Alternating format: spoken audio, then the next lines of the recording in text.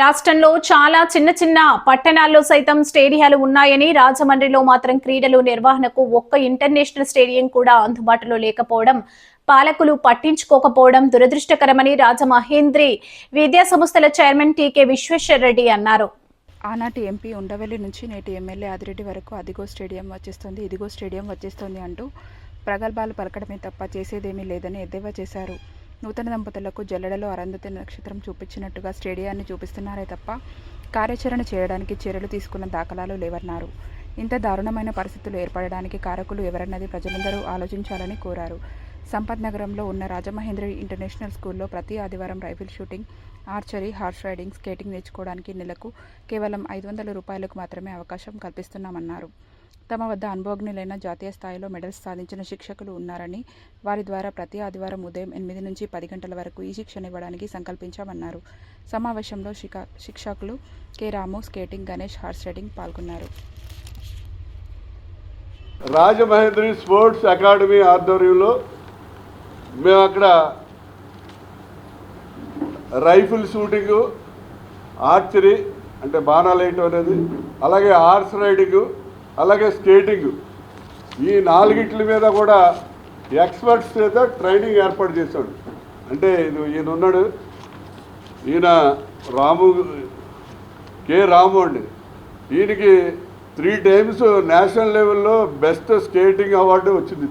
ఎన్నిసార్లు? 3 సార్లు, 3 times వచ్చింది. అలాగే హార్స్ రైడింగ్, ఈయన కూడా ఎక్స్పర్ట్, చాలాసార్లు హార్స్ రైడింగ్ వాటిలో పాల్గొన్నాడు.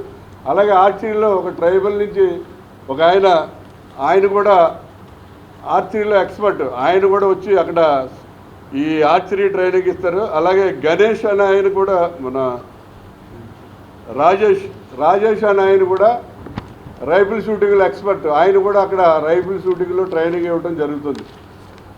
ఈ 4 ఈవెంట్స్ కూడా హార్స్ రైడింగ్ కానివ్వండి, రైఫిల్ షూటింగ్ కానివ్వండి, ఆర్చరీ కానివ్వండి, అలాగే స్కేటింగ్ కానివ్వండి, ఈ 4 ఈవెంట్స్ రాజమహేంద్రి ఇంటర్నేషనల్ స్కూల్లో ఉదయం 8 నుంచి 10 గంటల వరకు 2 hours అక్కడ ట్రైనింగ్ ఇవ్వడం జరుగుతుంది.